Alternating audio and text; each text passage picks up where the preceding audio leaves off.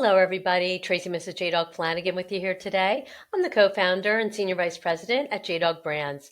Welcome back to another exciting episode of Tactical Treasures podcast, powered by the JDog Foundation. Our podcast gives veterans, male spouses, active military family members, and patriotic military supporters a voice in the veteran space to speak about their service, how they're affecting their communities post-service, and they share with me a tactical treasure that has shaped them in their journey in their military career, business, or life. Today, I am so excited to have with me Pam Dodgen.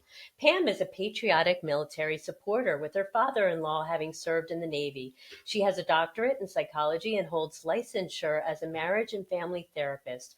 Her professional experience spans various environments, encompassing many years at a crisis residential program, providing immediate care for individuals experiencing a mental health crisis, and a different school settings offering one-on-one counseling to students with emotional or behavioral challenges.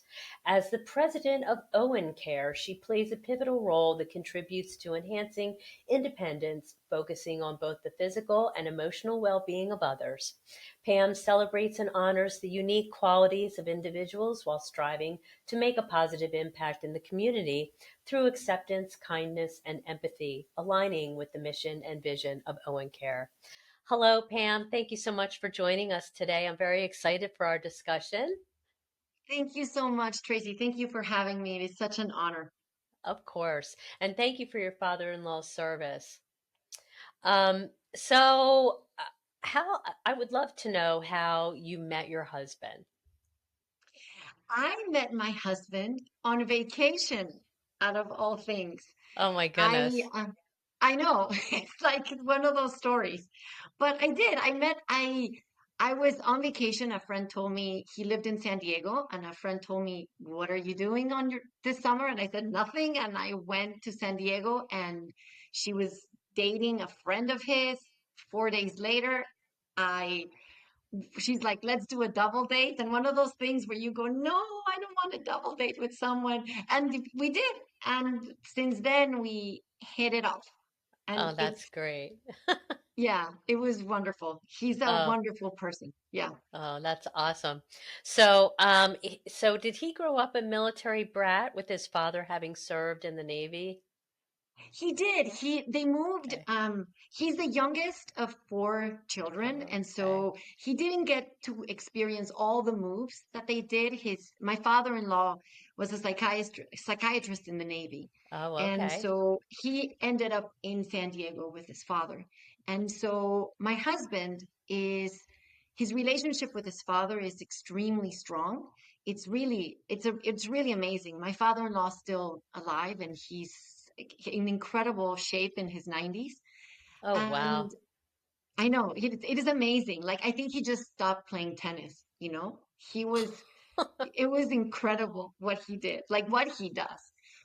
But um, I've always admired the connection that they have, and him, I didn't grow up in a military family, and so the values, my husband has a congenital heart issue, so he could never enlist. But when I see the qualities that he shares, which is everything, it's the attention to detail, the discipline, the loyalty, just, all the characteristics that I see in his father, I see in him, and the relationship that is. And so it's always been wonderful. I'm a Yeah. very expressive person. You will always know what I think, what I feel. There's no mystery. My father-in-law is he's reserved. And I come in and I just like, I want to love him and hug him and this and that. And he responds in his way, Right. Right. like, but That's great. it's really cool. Yeah, no, it's Yeah. wonderful. So your husband definitely grew up and those military values were definitely passed along, I'm sure. Oh, So, yes. um, so you have a doctorate in psychology. So I wonder how we got from marriage and family therapy to Owen care and dogs and service dogs. How did that happen? I would So love to know I the know. story. So I started doing so in my doctorate. I was at a crisis house for many, many years, and it was really an incredible eye-opening experience because you get to see so many things of what people are going through. After that, I took some time off. I had my son, and he was born premature, and so I stayed with him for a long time, Mm, very premature. And so I stayed with him, and that was my job for a very long time. Um, how I got to the service dogs is a little bit of a story. But my son had a best friend, and they grew up together since they were babies. And so as families, we were together. His best friend passed away oh in an no. accident. I know. And so we were really, really close to, of course, with his parents. I mean, we were family. So his father one day asked me if I could help him honor his child by starting a private foundation in his honor. So, of course, and one of the things that his son had was a service dog, and it helped him a lot. He had some, he had a speech in thing I called apraxia. He had ADHD, and he didn't sleep. So a service dog really helped him. So when we were building the private foundation, I went, and I'm a researcher at heart. So I looked at so many places, Tracy, that I thought would be, that I wanted to find somebody that had the same values that we had and what we represented. To me, to work with people it's not about the size, it's not about the money, it's about how much do you care about people. I want to know that your values are in the right place, and that the first thing that you that the thing that you put first is the well-being of others, not yourself so much, but the well-being of others. And so I searched high and low, and I found incredible organizations, but the one that stood out was Owen Care. That one, I went to go see it, and I took my hat off after I left. And I went to my friend, the founder of the private Mhm. foundation, and I said, I think we found a gold mine. I think we just became the most luckiest people in the world. That's how I came back. And so I worked with them hand in hand for 3 years. So Owing Care is started in Mexico City, just to give you a little bit, and they're Yeah. still in Mexico City. And they started with therapy dogs, but then they transitioned to guide dogs, mobility service dogs, and dogs for children on the autism spectrum. So we were working with kids on the autism spectrum, and we were helping that. And so the way that I saw them working was incredible. How the connection, the training of the service dogs, and the stories, and the life-changing stories, and the impact. I got to meet families. I got to talk to mothers. I got to see the kids. I mean, every time it was a blessing, and I learned so much, Tracy. It was really life-changing. So fast forward, um, my friend, it was his son, it was the love of his life. He's having a hard time.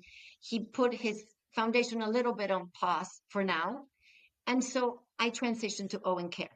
It was like a seamless transition because the founder of Owen Care has been getting different requests from the United States. And she said, I need to start Owen Care, and I need to have it solid there. I can't just be here. And so I said, I would be such an honor to help you. And that's how I got started at the beginning of this year. So we are really, really starting here, but we've had such a history. But one of the things that I we sat down as a family with my husband and with her as the founder, and we said, we want to give back. We want to give back to those that need it the most. And when we started to look at numbers, Tracy, just in California alone, and I'm not, don't, the numbers could have changed, but when we were looking at them, it was 1.8 million veterans living in California. you Wow. know, um, 29% report living with a disability. You know, they can be whatever disability, right? But 29% compared to 13% of non-veterans. That's a huge thing. That's a And huge then, of course, difference. it's a huge difference whether it's an invisible, you know, whether these disabilities are invisible, they're, you know, whatever physical, whatever it is, but that's a big difference. And then, of course, the number, the national number that everybody reports, whether, you know, it, which is the 22 suicides, you know, a day of veterans, which is astronomical. So we said we have Yeah. to do something. Even though our dogs are mobility service dogs, you know, we do address PTSD if that is the case, right? But so that's how we decided to do this. And now, you know, we're going to be growing, and we're going to be starting to grow and give grants for children, because that waiting list is huge for children on the autism spectrum. But this part of the veterans and first responders, because it's both, it makes us proud and it makes us happy. And we've met incredible people along the way. And like I said, Tracy, we are in the infancy stages. I mean, there are other Right. incredible dog organizations out there that have done so much work. And we're starting, but we know that we're starting. But it makes us so happy to know that we are in this journey and that we can make a difference in this space. That's where we're Right. at. Yeah. Yeah. So, and I understand, I mean, to train a dog to be a service dog. And I know that there's a lot of different types of organizations. Some organizations work with, you know, adult dogs where they might be even rescue dogs or whatever, and they actually take them and train them to be service dogs. And there's Mm. usually a whole training thing that goes on. But I know that yours is a little bit different. So you start with puppies, right? Can you Yes. briefly take me through how you get from puppy to basic training to, you know, training that specific dog for a specific purpose with whatever it is, a veteran, a first responder? How does that Yes, of process course. work? So we work with a specific breeder, and we only have labs. So and the breeder, they he specializes in generations of service dogs. So these are so then the reason why we do that, Tracy, is because training a service dog is expensive, and you want to make sure that when somebody, whether it's a veteran, a first responder, a child, whoever is getting a service dog, you want to make sure that the life of that service dog is as long as it can without any major health issues or anything that might interrupt that, because these are working dogs and they are life changing and they help people live their lives. You know, that's the difference. There's not pets. And so we want, that's why we do that. So the process is, for the first 8 weeks, I think it's 8 to 10 weeks, they are at with their mom. Then after that, they transition to our training place. And that's, and right now we have 10 of these little babies. So they come to our place. And that's when the training starts. And the training starts from that moment with everything, with different sounds, with different music. You want to get them adapted to everything, to, you know, like sometimes they're listening to classical music and sometimes they're listening to AC/DC, you know, and sometimes like, you know, just little things so that they get used to different things. And as they grow for the first year, they all go through the same training. They all go through basic training. And but the trainer, who is unbelievable, he can start to see, okay, this one could possibly go to mobility. This one is better with kids. This one is better with guide dog. This one. So he starts differentiating. And then after a year, Okay. that, yeah, he can tell a little bit, right? And Uh-huh. I'll tell you a story in a second, but he can tell. And so then in a year, that's when they meet their future handlers. So we get a group of people together and they all interact with the dogs. And what it's amazing, Tracy, is that the dogs and the handlers, they're called handlers, but it's the person that gets the dog, they kind of choose each other. It's That's so amazing. neat. Oh, wow. It's it's incredible. They have a connection in a way. And so, once that process goes and then they go, okay, I think this dog will go for this one, this one, then they kind of get assigned to that person. So let's say that John over here is goes through the process and now he knows that Coco is going to be his service dog. Even though Coco goes back to training, now the training is everything that he needs. Every single thing. So the communication never ends. Now we know, okay, tell me how your house is. What do you have? Do you have stairs? Where is this? That you left-handed, right-handed? And so the dog is now trained to whatever he needs. And then the last, when we give a dog, then it's like a 3 weeks, almost a month training of we live lives with this person. We live in their lives. Let's go to the grocery store. Let's do the things that you do so that we know that you can handle the dog.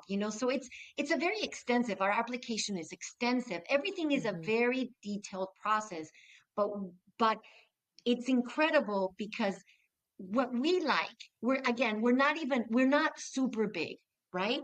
And so we can have that personalized touch. So then Sure.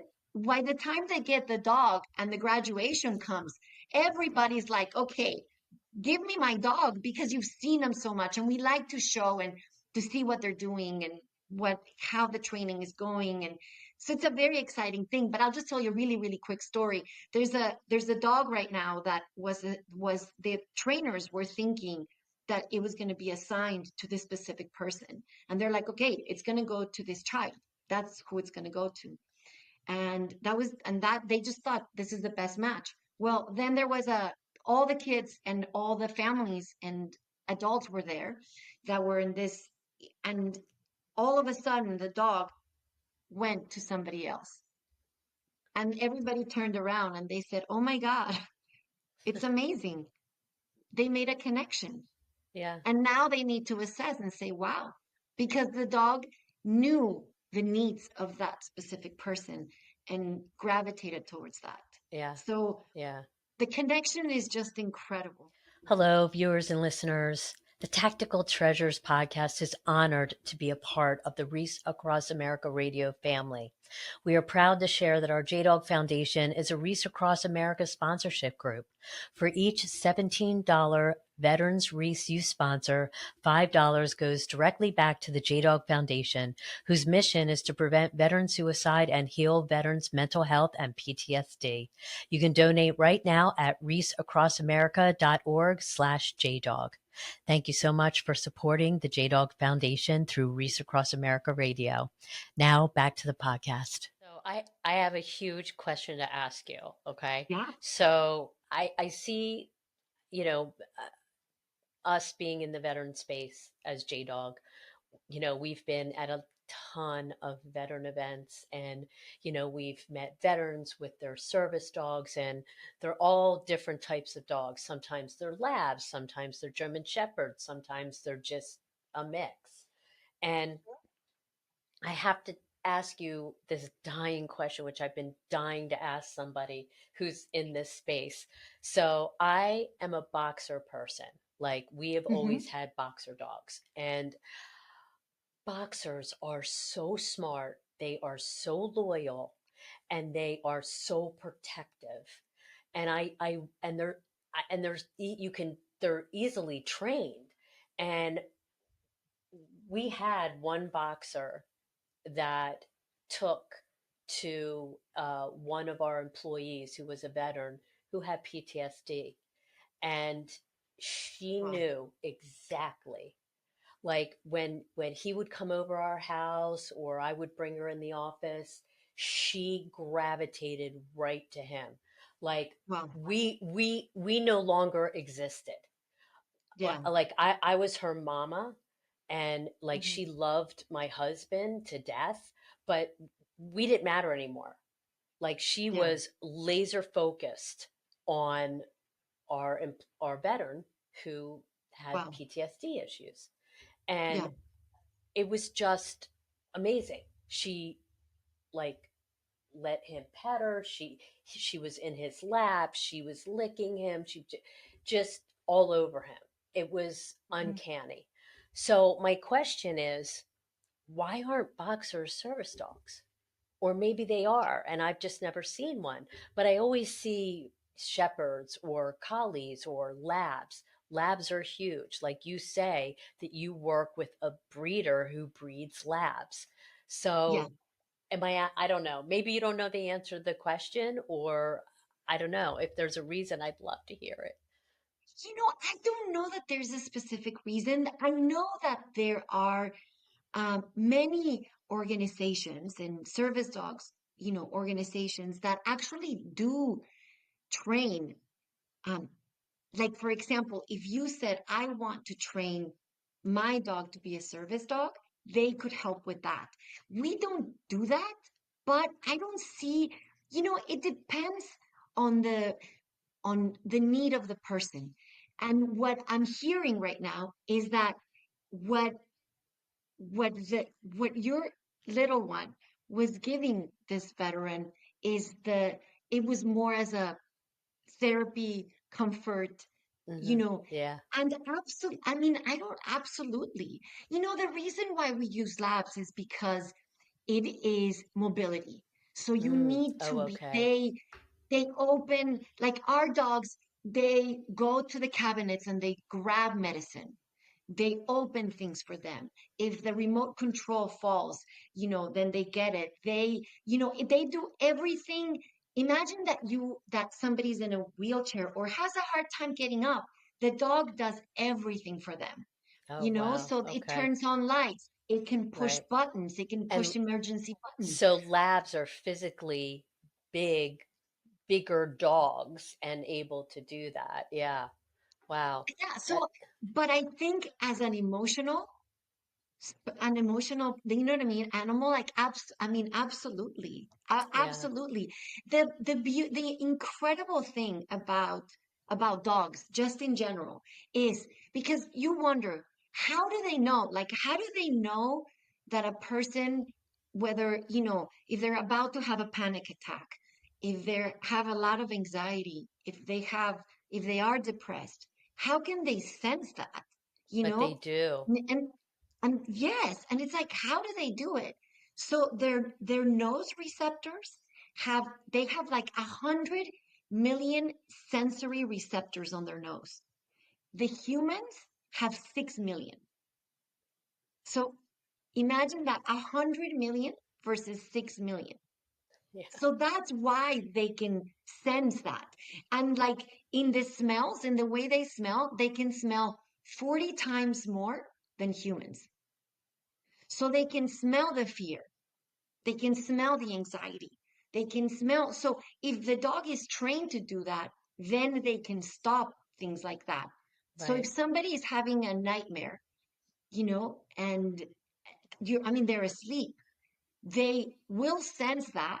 They will see it, they will smell it, they will sense it, and they just nudge, get up, get up, you know? Right. And Yeah. that's how they know. Yeah. They apply pressure. Like there's a lot of, if somebody's anxious, if a service dog kind of not on top of you, but it gets really close to you, their heart rate. I mean, I sometimes romanticize this a Right. little bit more because I'm just a No, romantic at n- heart. no, but But I believe what you're saying. It's true. It almost like they're able to have their person mimic their their heart heartbeat. rate, and yeah, Yes, because yes, they and they sense and that that's what they're able to body. calm.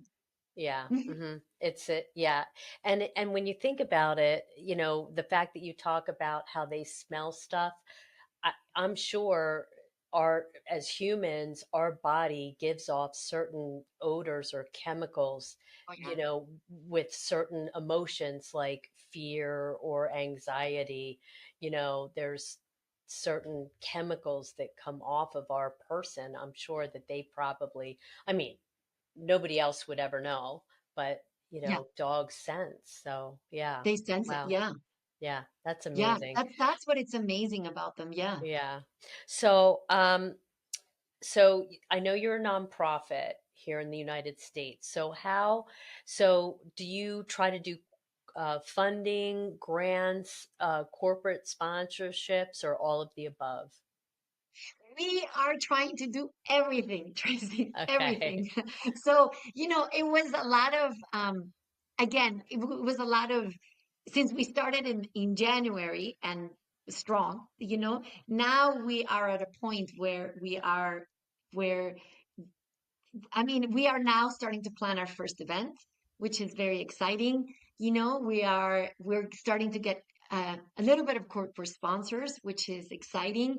We've applied to some grants, which is also exciting. So we're there. We're trying to do everything we can, Right. and a lot Right. of the things that it's for people to get to know us. Tracy, it's like how would people know about Owen Care? Right. So I do a ton of outreach and education and for to try to be in front of as many people as I can so that they know what the service dogs are, or even if it's just for them to tell somebody else. Or I just had somebody call me from out of the blue that said, "Hey, I have a friend of a friend that told them that maybe, would you talk to them?" And I'm like, "Yes, of course." And, and sometimes people, they don't even remember exactly. They just know they're like, "Wait a second, where's Pam? She's a dog person." And then they ask me questions, Uh, whether it's related or not.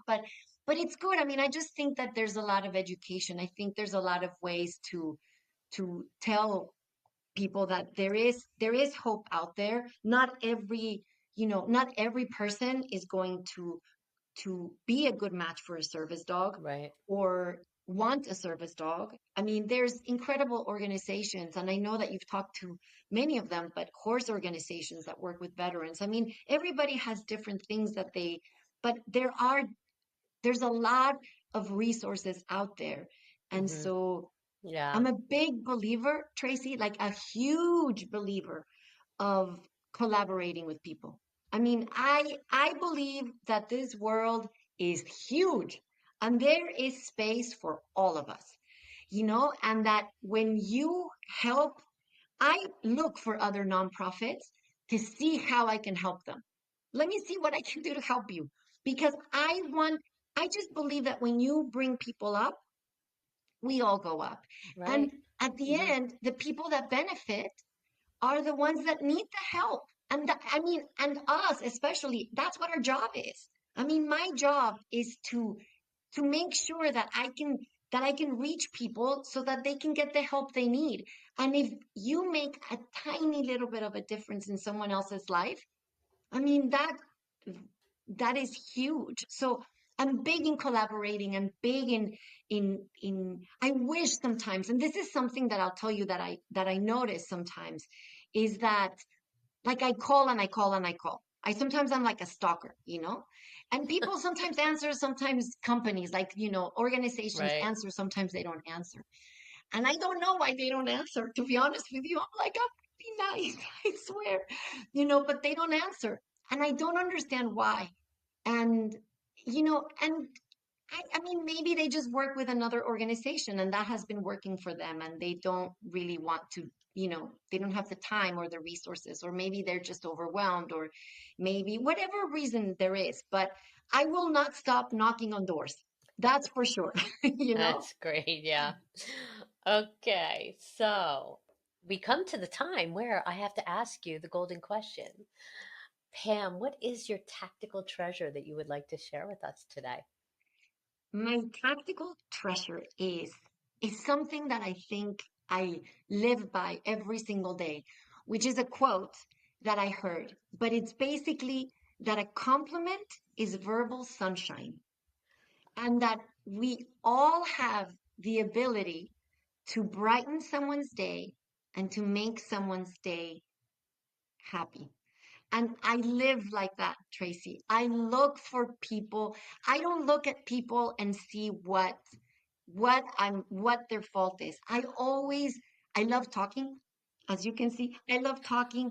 I love learning from people. And I believe that if you just take 5 minutes out of your day to meet someone, whether it's on an elevator, whether it's anywhere, you will get something very special out of it. And you will see that there's Yes. very incredible people out there, you know? So Yes. that's Yes. my thing. So every day I try to do that every day, you know? Yeah.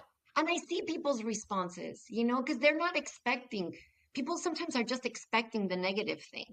You know, Yeah. even if I'm getting a coffee at Starbucks and somebody has beautiful nails and I'm like, oh my God, I want your nails, you know, because they're so pretty. And I'm like, oh my, like, and they're like, oh wow, you know, but it's, I had to say it. I just had to say it Yeah. because I mean it, you know? So, Yeah, well, I mean, I totally agree with you. I am a very, I know it might be hard, but to realize this, but I'm kind of a shy person.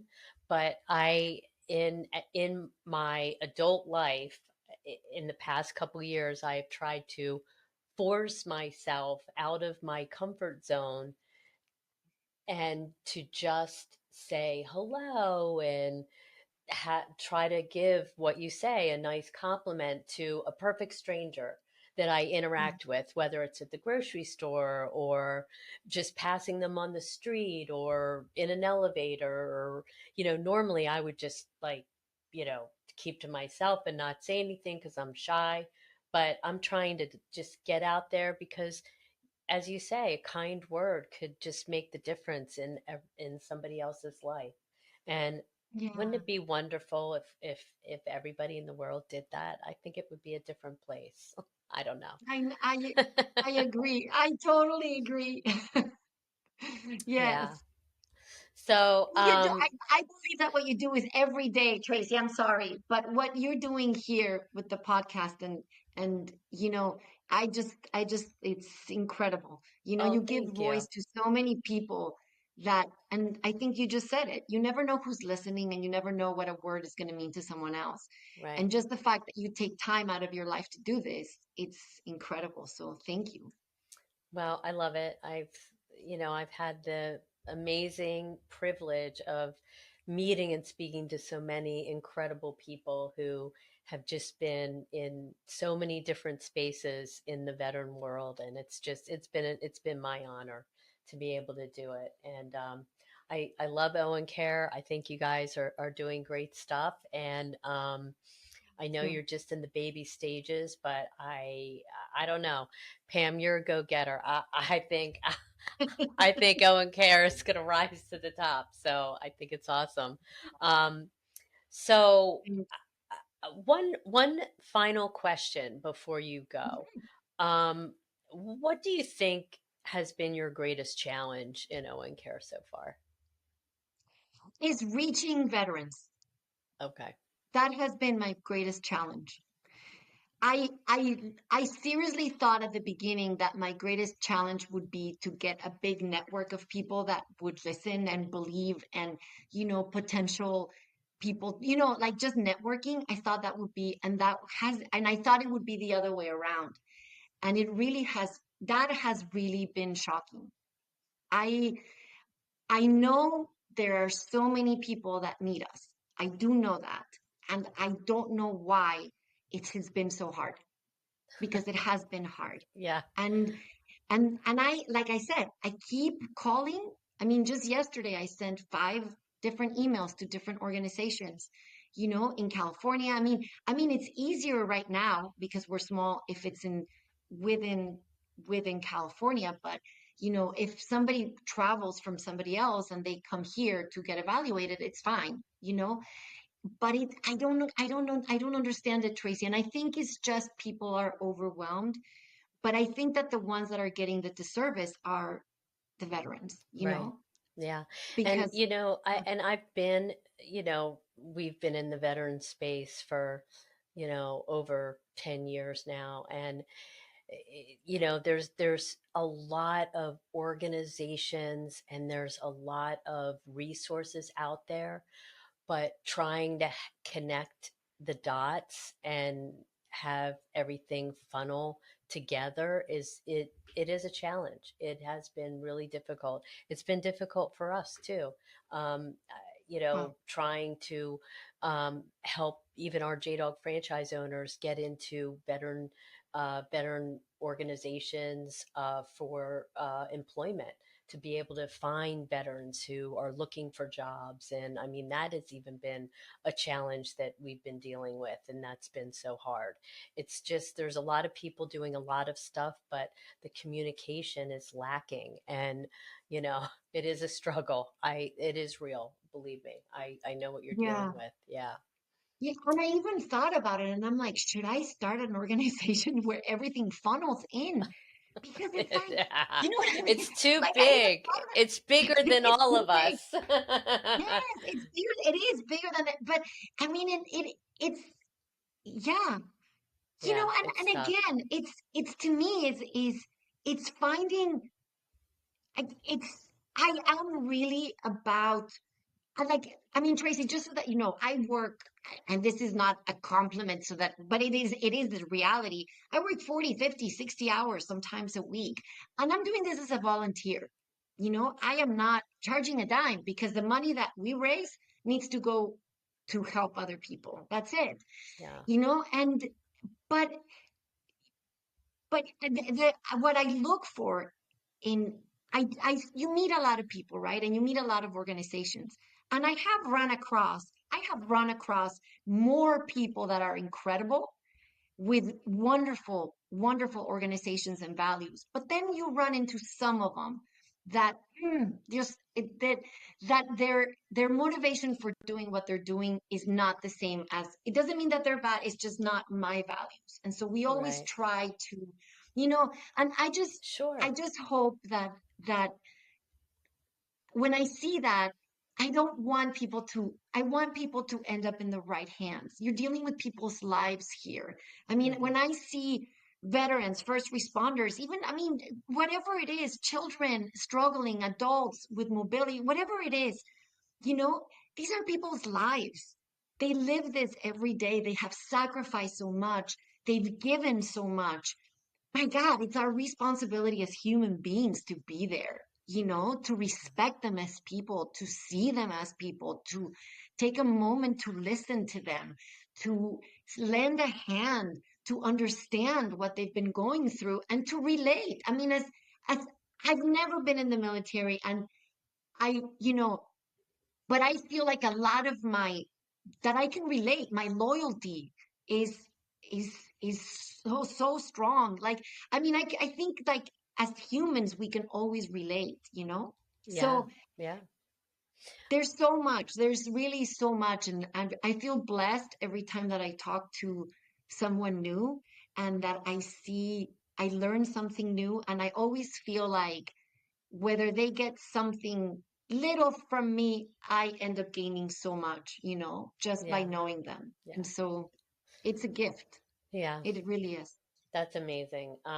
Well, your passion is infectious. I love it. And you truly are a ray of sunshine.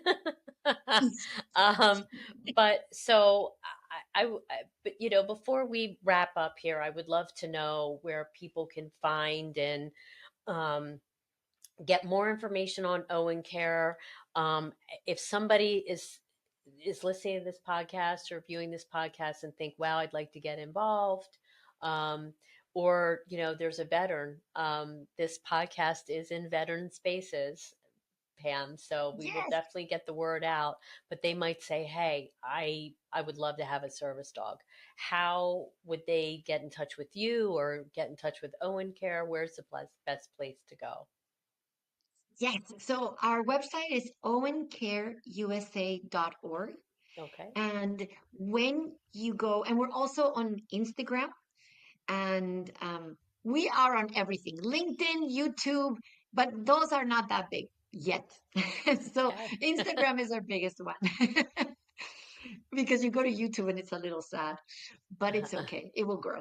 And but if somebody's interested in our website is very detailed. There's a section that right there that says apply for a service dog. And we have a preliminary questionnaire. We have for veterans and first responders, and then we have for anybody else with mobility. And so you just click on that, and it's like a 4-minute questionnaire that just kind of gives us an idea.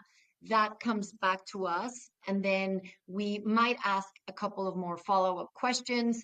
And then if everything is checking okay and good, then we send a huge it because it is huge. It's a 40-page application. It's Wow. very, very detailed. Hmm. Yeah, it's very detailed, but it gives us a very good picture of your needs, of who you are, of what, why, service dog, of your family environment, of everything, because we want this to be a successful partnership Sure. in every single way. Hmm. So we want to make sure that, if a dog, like if somebody is allergic to dogs in your home, that's not going to be a good match. Right. Sure. If somebody's afraid of dogs, if somebody, like, just things like that, that there's little things that you might not think about, but we make sure that we check. And so we just want to make sure that you don't have a huge application before there. So but it's pretty straightforward when you go to our website. Yeah. Okay. All right. That's awesome. That's great information. Pam, this has been awesome. Thank you so much for coming on and sharing Thank you. everything. And we will definitely get this out there to everybody. And I wish you great success with Owen Care, because there definitely is a need. So we wish you good luck Thank you. and blessings. And thank you so much for coming on.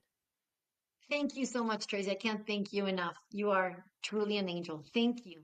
Hello, viewers and listeners. Thank you so much for tuning into this episode of Tactical Treasures podcast. We've just finished up an amazing conversation with Pam Dodgen, who is a patriotic military supporter with her father in law having served in the Navy. She is the president of Owen Care. Owen Care was founded in 2010 in Mexico with a focus of using therapy dogs to help people with disabilities in hospital settings. Years later, it expanded and changed its mission to train and provide service dogs to adults and children with disabilities and medical conditions. The organization has specialized in training mobility service dogs, guide dogs, autism service dogs, and therapy dogs. Owen Care in Mexico laid the groundwork for what would become Owen Care Corporation in the United States. In late 2022, Owen Care became a 501c3 public charity in the U.S. In January 2024, Owen Care USA expanded operations to California and is devoted to training and providing the highest quality service dogs dedicated to improving the independence and self esteem of veterans and first responders with or without PTSD and children and adults with mobility impairments. To learn more, donate, or to apply for a service dog, go to www.owencareusa.org. Thank you for tuning in. You can find Tactical Treasures podcast on all your favorite podcast platforms, as well as Vet TV, American Grit, and our dedicated YouTube channel. We are now airing on Reach Across America Radio on Thursdays at 7 p.m. and Saturdays at 1 p.m. Eastern. You can also find Reach Across America Radio on the iHeartRadio app, the Odyssey app, and the TuneIn app. We're also proud to share that our JDog Foundation is a Reach Across America sponsorship group. For each $17 veterans wreath that you sponsor, $5 goes directly back to the JDog Foundation, whose mission is to prevent veteran suicide and heal veterans' mental health and PTSD. You can donate right now at reachacrossamerica.org/JDog. Again, thanks for tuning in, and we'll see you again on another podcast real soon. Bye-bye now.